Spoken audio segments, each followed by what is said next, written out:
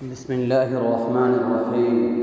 الحمد لله رب العالمين، والصلاة والسلام على رسوله الكريم، أما بعد. أعوذ بالله من الشيطان الرجيم.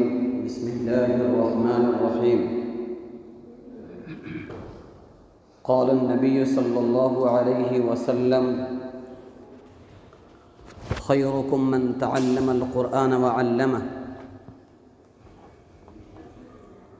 وعن أبي هريرة رضي الله تعالى عنه قال: قال رسول الله صلى الله عليه وسلم: يكون في آخر الزمان دجالون كذابون يأتونكم من الأحاديث بما لم تسمعوا أنتم ولا آباؤكم، فإياكم وإياهم لا يضلونكم ولا يفتنونكم. وأيضا قال النبي صلى الله عليه وسلم: من كذب علي متعمدا فليتبوأ مقعده من النار. معزز بزرگان دین، نوجوان دوستو، قیامت آنی ہے۔ قیامت ایک ایسی حقیقت ہے جس سے انکار ممکن نہیں ہے۔ قیامت صغری اور قیامت کبری، چھوٹی قیامت، بڑی قیامت۔ حدیث پاک میں آتا ہے، اللہ کے نبی علیہ السلام نے ارشاد فرمایا: من مات قد قامت قیامتہ، جو انسان مر گیا اس کی قیامت شروع ہو گئی۔ تو یہ ہے قیامت صغری، انسان مرتا ہے اس کا قیامت شروع ہو جاتا ہے۔ اور ایک ہے قیامت کبری، جب پوری دنیا کو تہس نہس کر دیا جائے گا۔ اللہ رب العزت فرشتے کو سور پھونکنے کا حکم دیں گے، فرشتہ سور پھونکے گا اور پوری دنیا ٹوٹ پھوٹ کر ختم ہو جائے گی۔ یہ پہاڑ، پروت، زمین، آسمان، چاند، ستارے، سمندر، سب کو خلط ملط کر دیا جائے گا۔ پہاڑ ایسے اڑیں گے جیسے ریت اڑتے ہیں۔ آسمانوں کے بارے میں اللہ خود فرماتے ہیں: یوم نطوی السماء کطی سجل للکتب، کہ آسمان کو ہم ایسے لپیٹ دیں گے جیسے بچے اسکول کا بستہ لپیٹ کے رکھتے ہیں۔ جب پڑھائی ختم ہو جاتی ہے، ہوم ورک پورا ہو جاتا ہے، اسکول کا بچہ اپنے کتابوں کو پیک کرتا ہے، اٹھاتا ہے، سمیٹتا ہے اور اس کو بیگ میں ڈال دیتا ہے۔ اللہ تعالیٰ فرماتے ہیں: یوم نطوی السماء کطی سجل للکتب، کہ ہم اس روز قیامت کے دن اس آسمان کو ایسے لپیٹ دیں گے جیسے بچے اپنی کتابوں کو لپیٹتے ہیں۔ اس کا منظر یہ ہوگا، آسمان بیچ سے پھٹے گا اور اللہ تعالیٰ اس کو پورا موڑ کے ختم کر دیں گے آسمان کو۔ یہ سمندر آگ دہکا دیا جائے گا اور پوری روئے زمین کو تہو بالا کر کے اللہ تعالیٰ پوری زمین کو سپاٹ کر دیں گے۔ تو یہ ہے قیامت کبری۔ جس طرح سے قیامت صغری کا انکار نہیں کر سکتے ہیں، موت کا منکر دنیا میں کوئی نہیں ہے۔ لوگوں نے اللہ کا انکار کیا، پیغمبر کا انکار کیا، دین و شریعت کا انکار کیا، لیکن کسی بندے نے موت کا انکار نہیں کیا۔ اس کی وجہ یہ ہے کہ بچہ جب پیدا ہوتا ہے، ہوش سنبھالتا ہے، تو آئے دن کسی نہ کسی کو یا تو جلتے دیکھتا ہے چتا پر، یا دفن ہوتے دیکھتا ہے مٹی کے اندر۔ کبھی اپنے گھر والے کو دیکھتا ہے، کبھی پڑوس والے کو دیکھتا ہے، کبھی ملکی لیبل پہ دیکھتا ہے، کبھی عالمی لیبل پر دیکھتا ہے۔ الغرض جب سے ہوش سنبھالتا ہے، موت کا منظر وہ دیکھتا رہتا ہے اور اس کو یہ بات کا یقین ہو جاتا ہے کہ ہمیں بھی مر جانا ہے۔ اسی لیے جو ناستک ہیں، جو خدا کو نہیں مانتے، رسول کو نہیں مانتے، کسی معبود کی پوجا نہیں کرتے، وہ بھی کہتے ہیں کہ مر جانا ہے اور مر کر دنیا سے ختم ہو جانا ہے۔ تو قیامت کا منظر بہت بھیانک ہوگا۔ جناب نبی اکرم صلی اللہ علیہ وسلم نے بخاری شریف کے اندر، ترمذی شریف کے اندر، ابو داؤد شریف کے اندر، نسائی ابن ماجہ اور بڑی بڑی کتابوں کے اندر اشراط الساعہ، قیامت کی علامات میں جو احادیث مبارکہ بیان فرمائی ہیں اس سے معلوم چلتا ہے کہ قیامت یوں ہی قائم نہیں ہو جائے گی، قیامت خود بتائے گی کہ ہم کیوں قائم ہو گئے۔ حالات اتنے بگڑ جائیں گے، ماحول اتنے گندے ہو جائیں گے اور اس قدر سے حالات بگڑیں گے کہ لوگ بھی اس بات کی تمنا کریں گے کہ قیامت قائم ہو جانی چاہیے۔ اور حدیث پاک میں آتا ہے جب تک اس روئے زمین پر ایک بندہ بھی لا الہ الا اللہ کہنے والا رہے گا اس وقت تک اللہ تعالیٰ اس نظام کو چلاتے رہیں گے۔ جب یہ چیز ختم ہو جائے گی اللہ تعالیٰ قیامت قائم کر دیں گے۔ ہمارے استاد محترم حضرت قاضی جمال اکبر صاحب محدث کبیر، انہوں نے ایک موقع پر ہم نے ان سے شکایت کی ایسے ہیں کہ حالات بہت ابتر ہیں اور اس طرح سے مسائل ہیں، بے حیائی عام ہے، تو حضرت نے بڑے برجستہ انداز پہ مجھے یاد ہے اوور برج پہ چڑھتے ہوئے مظفر پور اسٹیشن پہ انہوں نے کہا تھا، رک گئے تھے اور کہا تھا کہ بیٹے یہ بتاؤ قیامت آنی ہے کہ نہیں آنی ہے؟ میں نے کہا قیامت تو آنی ہے، تو قیامت آنے کے لیے جن چیزوں کا ہونا ضروری ہے وہ ہو کے رہے گا، تم چاہے جو کچھ کر لو وہ چیزیں ہوں گی تبھی قیامت قائم ہوگی۔ بس ایک بات کا خیال رکھنا کہ تم قیامت لانے والوں میں سے مت ہونا بلکہ قیامت کو دور بھگانے والوں میں سے ہونا۔ کیا پیاری بات ہے، تم قیامت کو لانے والوں میں سے مت ہونا، قیامت کو دور کرنے والوں میں سے ہونا۔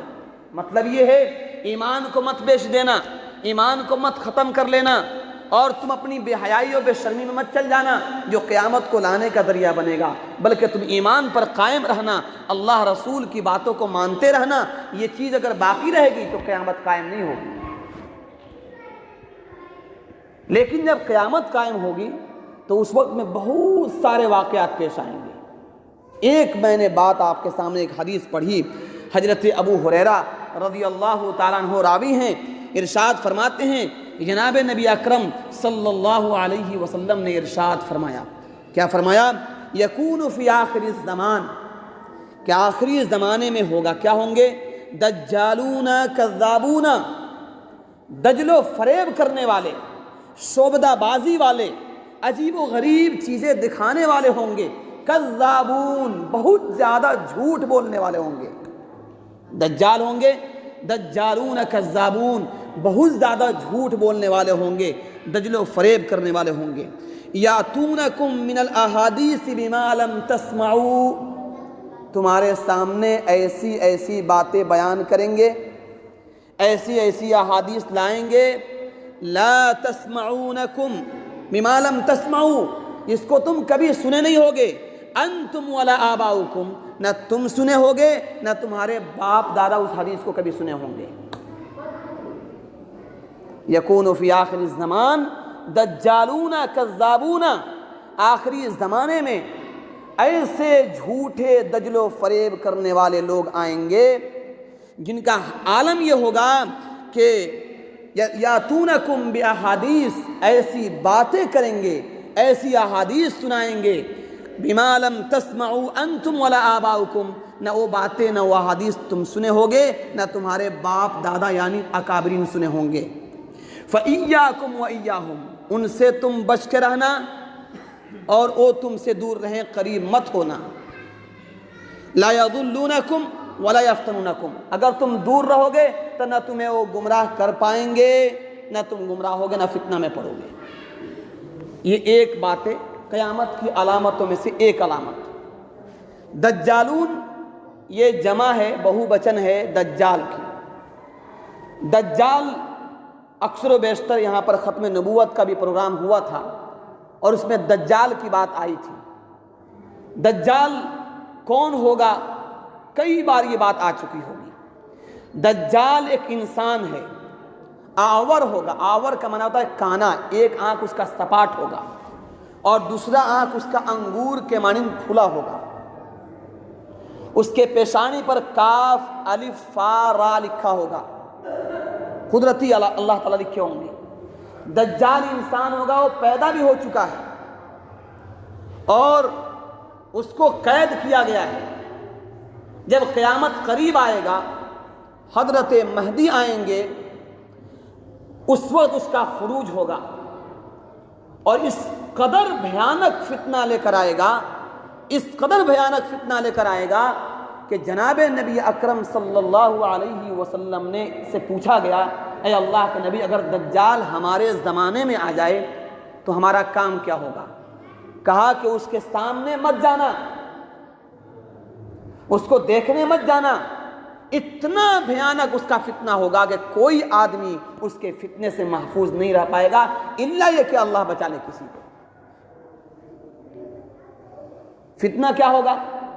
2 سال قحط سالی ہوگی، ایسی قحط سالی ہوگی کہ لوگ بھوک سے مریں گے، ایسے عالم میں وہ آئے گا، اور اللہ تعالیٰ اس کو یہ طاقت دیں گے، کیونکہ فتنہ بن کے آزمائش بن کے آئے گا، اللہ اس کو طاقت دیں گے، وہ اپنا پر مارے گا زمین پر تو زمین سونا اگلے گی، زمین سے سونا نکلے گا، اس کے پیچھے روٹی کا پہاڑ چلے گا، 70,000 یہودی اس کے ساتھ ہوں گے، فوج میں لشکر میں شریک ہوں گے۔ وہ مردے کو کہے گا زندہ ہو جا، مردہ زندہ ہو جائے گا، کسی کو قتل کرے گا اس کو زندہ کر دے گا۔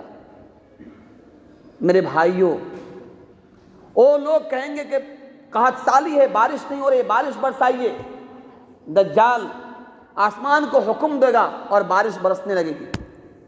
ہم میں سے کس کا ایمان مضبوط ہے جو 10 دن سے مہینوں سے بھوکے ہوگا اور ایسے عالم میں اپنے ایمان کی حفاظت کر لے گا؟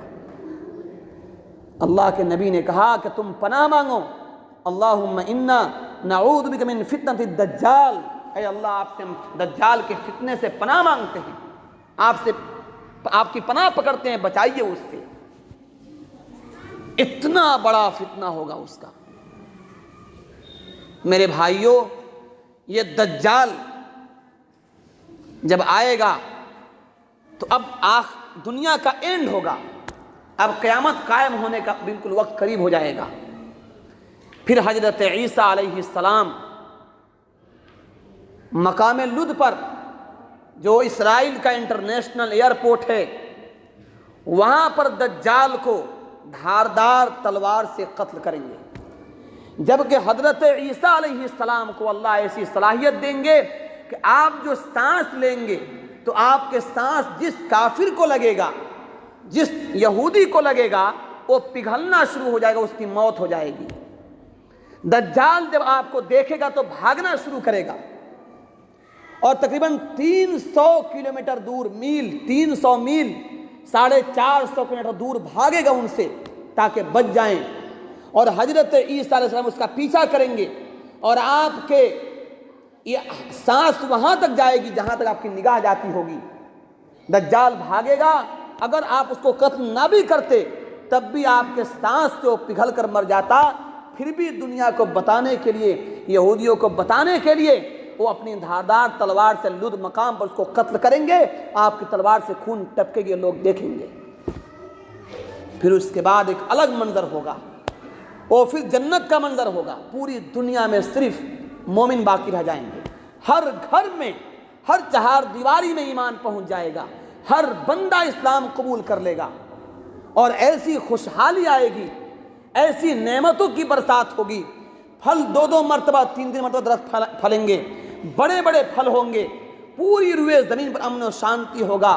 پھر چند سال یہ نظام چلے گا، پھر نعمتوں میں لوگ پلتے رہیں گے کہ اچانک لوگوں میں بے حیائی آئے گی، نعمتوں کی ناشکری کرنا شروع کریں گے اور اللہ تعالیٰ کی بغاوت پر اتر آئیں گے، اور پھر انسان جانوروں سے بدتر ہو جائیں گے، ننگے پھریں گے، بے حیائی عام ہو جائے گی، شراب خوری عام ہو جائے گی، زنا عام ہو جائے گا۔ پھر اس کے بعد روئے زمین پر کچھ مومن بندے باقی رہیں گے، اللہ تعالیٰ ایک ٹھنڈی ہوا چلائیں گے، ایک ٹھنڈی ہوا چلائیں گے، اس ٹھنڈی ہوا کے چلنے سے وہ مومن بندوں کے روح تک پہنچے گی، ان کا روح قبض ہو جائے گا، وہ مر جائیں گے۔ پھر اس کے بعد اللہ تعالیٰ اس روئے زمین پر صرف بدترین لوگ رہ جائیں گے، ان بدترین لوگوں پر اللہ قیامت کو قائم کرے گا اور سب کے سب تہوبالا ہو جائیں گے۔ میرے محترم بزرگ اور دوستو، اس تمہید کا حاصل، دجال کے متعلق بات بولنے کا حاصل یہ ہے کہ حالات ادھر کو ہی دوڑ رہا ہے، حالات ادھر کو ہی دوڑ رہا ہے، نفاق عام ہے، جھوٹ عام ہے، شراب خوری عام ہے، حرام خوری عام ہے۔ بظاہر دیندار دیکھنے والے، بظاہر نمازوں کی پابندی کرنے والے اپنا پیٹ حرام مال سے پال رہے ہیں۔ جناب نبی اکرم صلی اللہ علیہ وسلم نے ارشاد فرمایا کہ جس بندے کے حلق میں ایک لقمہ حرام گیا، وہ خانہ کعبہ کی چادر پکڑ کے بیت اللہ کے طواف کے دوران حج یا عمرے کا احرام باندھ کر اور اللہ سے پکارتا ہے، یا ربی یا ربی، اے میرے پروردگار، اے میرے پروردگار، میرے مسائل کو حل کر دے۔ اللہ کے نبی کہتے ہیں فَأَنَّا لَهُ يُسْتَجَابُ، اس کی دعا کہاں سے قبول ہوگی؟ مَلْبَسُهُ حَرَامٌ وَمَأْكُلُهُ حَرَامٌ، اس کا لباس حرام، اس کا کھانا حرام۔ جناب نبی اکرم صلی اللہ علیہ وسلم نے ارشاد فرمایا، بلکہ اللہ تعالیٰ نے قرآن کریم میں فرمایا، یا ایھا الرسل کلوا من الطیبات واعملوا صالحا، اے پیغمبروں کی جماعت، حلال مال کھاؤ اور نیک اعمال کرو۔ میرے بھائیوں، نیک اعمال سے ایک بات سمجھ میں آتی ہے، نیک عمل کس کو کہتے ہیں؟ ہم یہی جانتے ہیں کہ نیک عمل یہ ہے کہ آدمی وضو کر کے آئے نماز پڑھے۔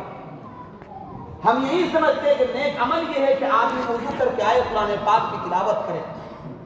ہم یہی سمجھتے ہیں کہ نیک عمل یہ ہے کہ آدمی عبادت کرے۔ میرے بھائیوں، بے یقین یہ نیک عمل ہے، لیکن کیا نیک عمل مقبول بھی ہو رہا ہے یا نہیں، یہ اصل ہے۔ اللہ کے نبی نے کہہ دیا کہ جس آدمی کا کھانا پینا پہننا حرام، اس آدمی کی عبادت مقبول نہیں۔ ہو سکتا ہے کہ وہ صف اول میں نماز پڑھ رہا ہو سکتا ہے وہ قرآن کریم کی تلاوت پابندی سے کر رہا ہو سکتا ہے کوئی عبادت کر رہا ہو، بلکہ ایک حدیث میں آتا ہے کل قیامت میں اللہ تعالیٰ ایسے فرنا حضرات کو، ایسے قاریوں کو جہنم میں ڈالے گا، مراؤن، جو دکھاوٹی ہوں گے، قرآن کریم تو پڑھیں گے، بڑے اچھے انداز میں تلاوت کریں گے، ان کی تلاوت اس زبان سے حلق تک نہیں آئے گی، اس دل تک نہیں پہنچے گی، اس قرآن کریم کا ڈر ان کے سینے میں نہیں ہوگا۔ اس سے پتہ چلتا ہے عبادت ہو، عبادت کے اصول و ضوابط کے مطابق۔ انسان جو حرام لقمے کھا لیا ہے، انسان جو حرام مال کھا لیا ہے، ان مالوں سے توبہ کرے، ان چیزوں سے بچنے کی کوشش کرے۔ اسی طرح سے ایک بات میں بڑی درد کے ساتھ آپ حضرات کے سامنے بولنا چاہتا ہوں۔ میرے بھائیوں، دین کے جتنے شعبے ہیں سب اللہ کے نبی علیہ السلام سے ثابت ہیں۔ کوئی شعبہ، کوئی طریقہ اگر اللہ کے نبی کے راستے سے ہٹ گیا، وہ عبادت نہیں ہوگا۔ عبادت ہونے کے لیے شرط یہ ہے اللہ کے نبی کے طریقے کے مطابق ہو، اللہ کے نبی علیہ السلام کے بتائے ہوئے راستے کے مطابق ہو، تبھی جا کر وہ عبادت ہوگا۔ جناب نبی اکرم صلی اللہ علیہ وسلم نے ایک حدیث فرمائی، من کذب علی متعمدا فلیتبوأ مقعدہ من النار، بخاری شریف کی روایت ہے۔ اللہ کے نبی نے کہا، جو بندہ میرے اوپر جھوٹ بولے گا جان بوجھ کر، وہ اپنا ٹھکانہ جہنم بنا لے۔ جو بندہ میرے اوپر جان بوجھ کر جھوٹ بولے گا، اپنا ٹھکانہ جہنم بنا لے۔ امام مالک رحمۃ اللہ علیہ، امام احمد بن حنبل رحمۃ اللہ علیہ، اس روئے زمین پر صحابہ کرام کے بعد سب سے بڑے عالم، امام ابو حنیفہ، امام شافعی، امام مالک، امام احمد بن حنبل، اس روئے زمین پر صحابہ کرام کے بعد سب سے بڑے عالم امام مالک رحمۃ اللہ علیہ سے کچھ حدیث کے بارے میں کچھ مسئلہ پوچھا گیا۔ آپ نے کہا لا ادری، پھر پوچھا، کہا لا ادری، پھر پوچھا، کہا لا ادری۔ لا ادری کا مطلب ہے لا عالم، نہیں جانتا ہوں، مجھے معلوم نہیں، مجھے معلوم نہیں، مجھے معلوم نہیں۔ پوچھنے والے نے بڑا تعجب سے کہا آپ تو دنیا کے سب سے بڑے عالم ہیں اور آپ کہتے لا عالم میں نہیں جانتا ہوں. یہ کیا طریقہ ہے؟ یہ کیا بات ہے؟ حضرت نے کہا میں اپنے اس گردن کو جہنم کا پل نہیں بنا سکتا. میرے جسم پر کوئی چڑھ کے جہنم میں جائے اور میں جہنم کا پل بن جاؤں، یہ مجھ سے نہیں ہو سکتا. وجہ یہ ہے جس بات کو میں نہیں جانتا، جس حدیث کو میں نہیں جانتا، اس حدیث کو میں بتا نہیں سکتا جب تک تحقیق نہ ہو جائے.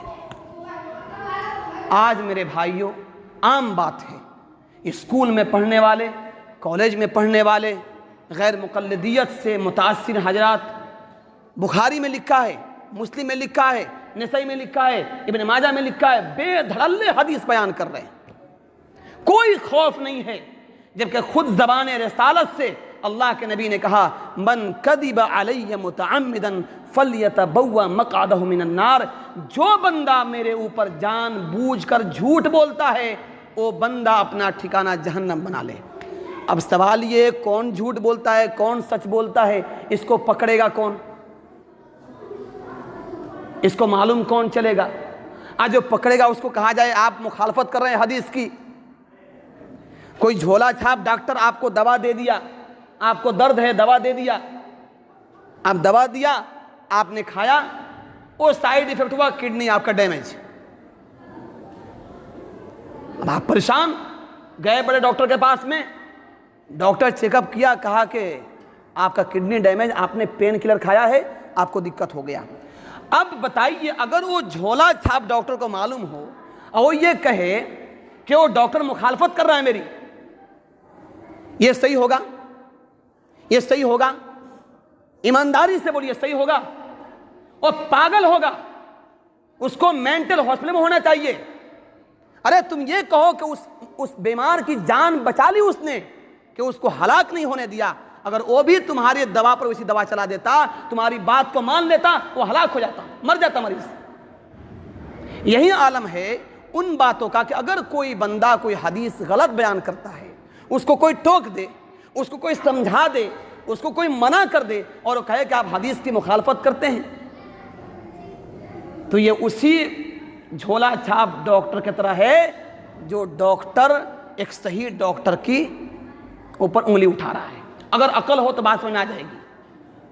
میرے بھائیوں عام طور سے کئی حادثے ماحول میں چلا ہوا ہے. ہماری خواتین حضرات گاؤں میں عورتیں بھی بیان کرتی ہے، حدیث میں ہے، نبی صاحب سے ثابت ہے، رات کو 12 بجے اٹھیے اور غسل کیجئے اور پہلی رکعت کے سورہ فاتحہ پڑھیے 11 مرتبہ، قل هو اللہ احد پڑھیے 40 مرتبہ، پھر دوسری رکعت میں ایسے ہی پڑھیے، پھر دعا کیجئے. ایک دم نہ دعا آپ کی بائیں نہ دائیں، ڈائریکٹ اللہ کے سامنے جائے گی، قبول ہو جائے گی.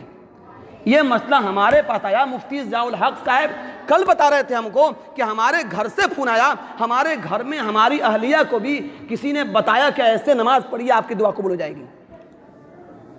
بتائیے کیسی ڈھٹائی ہے اللہ کے نبی پر ایسی باتیں. کل قیامت میں کیا جواب دیں گے؟ ڈریے اللہ سے. انسان سے ڈر نہیں لگتا ہے تو اللہ سے ڈریے. ہمیں اگر معلوم نہیں ہے ہم اپنی باتیں کہیں گے، اپنے تجربات کہیں گے، اپنے واقعات کہیں گے. اللہ کے نبی اور حدیث منسوب مت کیجئے. ایک حدیث بیان ہوتا ہے کہ جو ایک بے نمازی کا اثر بعض لوگ کہتے ہیں 40 گاؤں تک، بعض لوگ کہتے ہیں 40 گھروں تک، بعض لوگ کہتے ہیں 160 گھروں تک اس کی نحوست جاتی ہے. عام طور پہ بیان ہوتا ہے، کسی حدیث سے ثابت نہیں ہے. بھائی جو نماز پڑھتا اس کی نحوست اس پر جائے گی. ہم نماز نہیں پڑھتے ہیں اور آپ نماز پڑھتے ہیں اور ہماری نحوست آپ کے گھر میں جا رہی ہے، یہ عجیب بات ہے، یہ حدیث نہیں ہے. اس کو بیان کرتے ہیں. ایک حدیث یہ بیان کرتے ہیں کہ اگر کوئی بندہ کسی آدمی کو نماز کی دعوت نہ دے اور وہ نماز پڑھنے چلا آئے تو وہ 12 کروڑ سال جہنم میں جلے گا. بیان کرتے ہیں کہ میں نماز نہیں پڑھتا، آپ نماز پڑھتے، آپ نے مجھے دعوت نہیں دی، نماز پڑھنے چلے آئے. تو کہتے ہیں کہ وہ بندہ 12 کروڑ جہنم میں جلے گا سال تک. لا حول ولا قوت الا باللہ.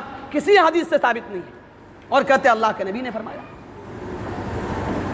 میرے محترم بزرگوں اور دوستو، کسی بات کو مخالفت پر نہ لیا جائے. اللہ کے نبی کے حدیث سے چھیڑ چھاڑ کریں گے، قبر کھود کے دیکھیے. علماء کرام نے لکھا ہے کہ جو آدمی کسی نبی کے وارث کی بات کو اگر حدیث اللہ کے نبی کے مطابق بیان کی جائے اور اس کی مخالفت پر محمول کر کے اس سے بغض رکھے، دل میں کینہ رکھے، اس کی قبر کھود کے دیکھو، اس کا روح، اس کا چہرہ اللہ قبلے سے پھیر دیتے ہیں. حکیم الامت اشرف علی تھانوی رحمۃ اللہ علیہ، مجدد الملت نے لکھا اس بات کو، بڑے بڑے اکابر نے لکھا اس بات کو. اس لیے احادیث بیان کرنے میں، مسئلہ بیان کرنے میں بڑا احتیاط برتنا چاہیے، بہت احتیاط سے کام لینا چاہیے، ورنہ ظاہر سی بات ہے دین کے راستے سے بھی آدمی جہنم میں جا سکتا ہے. میں سمجھوں کہ سب کچھ میں جانتا ہوں، میں جو بولوں بالکل وہی صحیح ہے، میں مفتی ہوں، میں عالم ہوں، جب میں بولوں وہی صحیح ہے. لا حول ولا قوت الا باللہ. فوق کل ذی علم علیم. ہر علم والے کے اوپر علم والا ہے، ہر علم والے کے اوپر علم والا ہے. اللہ نے فرما دیا فاسألوا اہل الذکر ان کنتم لا تعلمون. اگر تمہیں معلوم نہیں تو جاننے والے سے پوچھ لو. اس کے بعد ایک حدیث میں نے اور پڑھی تھی، اس کا خلاصہ میں بات ختم کر دوں. ایک حدیث پڑھی میں نے، خیرکم من تعلم القرآن وعلمہ. آقا علیہ السلام نے ارشاد فرمایا تم میں سب سے بہتر شخص وہ ہے. یہ بھی حدیث صحیح حدیث ہے، آقا علیہ السلام کا فرمان ہے تم میں سب سے بہتر. خیر جو ہے یہ اس میں تفضیل کا صیغہ ہے، یعنی سب سے اوپر وہ شخص ہے جو قرآن پڑھے اور پڑھائے، قرآن سیکھے اور سکھائے. ظاہر سی بات ہے جب اللہ کے نبی نے مہر مار دیا، لیبل لگا دیا، دنیا کی کوئی طاقت، کوئی مائی کلال اس کو نہیں نیچے دکھا سکتا ہے.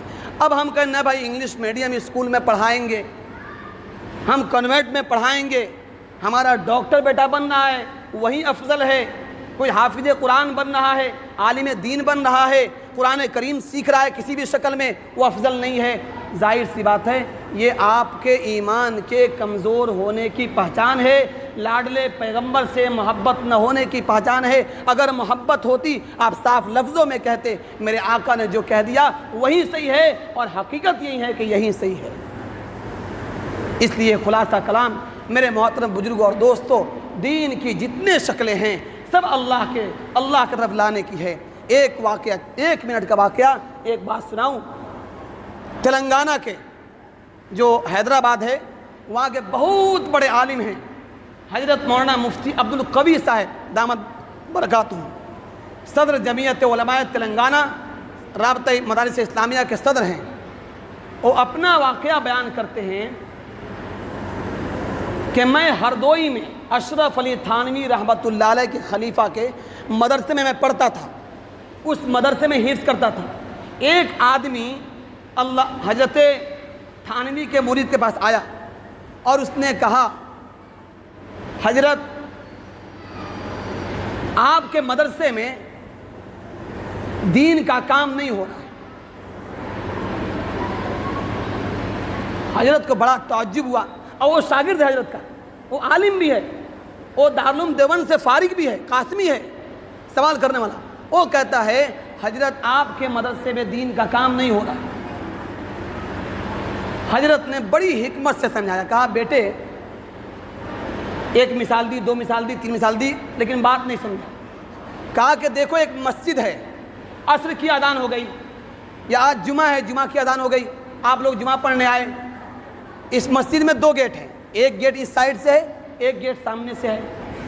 پوچھا حضرت نے کہ بتائیے آپ اس گیٹ سے آئے، اب باقی سارے لوگ اس گیٹ سے آئے، جمعہ کی نماز سب ساتھ میں پڑھے، سب کی نماز ہوئی کہ نہیں ہوئی؟ وہ کہتا ہے کہ نہیں، جس گیٹ سے میں آیا اس گیٹ سے جو نہیں آیا اس کی نماز نہیں ہوئی. پھر سنیے کیا بولا میں. حضرت نے کہا ایک مسجد ہے، اس کے 2 دروازے ہیں، ایک دروازہ سامنے سے ہے، ایک دروازہ دائیں سے ہے. مسجد میں نماز پڑھنے کے لیے دونوں دروازے لوگ آتے ہیں. آپ یہ بتائیے آپ اس دروازے سے آئے فلاں اس دروازے سے آیا، تو باقی لوگ جو اس دروازے سے آئے اس کی نماز ہوگی نہیں ہوگی؟ وہ بندہ کہتا ہے، وہ عالم ہے، وہ کہتا ہے کہ میں جس دروازے سے آیا اس دروازے سے جو نہیں ہے ان کی نماز نہیں ہوگی۔ اب بتائیے اس کا علاج کیا ہے؟ تو اس کا مطلب ہم جس دروازے سے آئے ہیں آپ نہیں آئے، آپ کسی کی نماز نہیں ہوگی۔ تب اگر ہم یہ فتویٰ دے دیں کہ جس دروازے سے ہم آئے ہیں اس سے آپ نہیں آئے ہیں، آپ میں سے کسی کی نماز نہیں ہوگی، تو کیا کہیں گے آپ؟ کہ پہلے مفتی سے علاج کرا لیجیے جا کراچی میں۔ میرے بھائیوں، دین کے کام ہیں، جس شکل سے ہو رہا ہے، جو کر رہا ہے، اللہ کا فضل ہے، اللہ خدمت لے رہے ہیں، ورنہ اللہ تو کتے سے خدمت لیا، اصحاب کہف کے کتے سے خدمت لیا۔ ہم کون آپ کون ہیں؟ کب اللہ سائڈ رکھ کے پھینک دے گا کوئی پتہ نہیں ہے۔ اللہ خدمت لے رہا ہے، اللہ کا شکر بنائیے، اے اللہ تیرا شکر ہے تو ہم سے خدمت لے رہا ہے، بس یہی کہنا چاہیے۔ اللہ تعالیٰ دجال کے فتنے سے، دجالی باتوں سے اللہ ہم سب کی حفاظت فرمائے۔ دجال، مہدی، عیسیٰ علیہ السلام، اس بارے میں بڑا سترک رہیے۔ آج کل یہ ٹرینڈ چل رہا ہے اور گاؤں میں لوگ پہنچ رہے ہیں، 12,000 لوگ مرتد ہو چکے ہیں، 12,000 دیندار لوگ، وقت لگائے ہوئے لوگ، نماز پڑھنے والے لوگ، قرآن پڑھنے والے لوگ۔ شکیل بن حنیف دربھنگا میں پیدا ہونے والے شخص کے نام ہاتھ پر بیعت ہو کر مرتد ہو چکے ہیں، جہنمی بن گئے ہیں، اس لیے کہ اس کو انہوں نے مہدی مان لیا، عیسیٰ علیہ السلام مان لیا۔ نعوذ باللہ۔ ہوشیار رہیں، کوئی بھی آئے اپنے علاقے کے علماء کو خبر کریں اور اس کے باتوں میں پڑھنے سے بچیں، ورنہ ہمارا ایمان کب چلا جائے گا پتہ بھی نہیں ہوگا۔ اللہ ہم سب کی حفاظت فرمائے۔ وآخر دعوانا ان الحمدللہ رب العالمین۔ یہ سنت باقی پڑھ لیں۔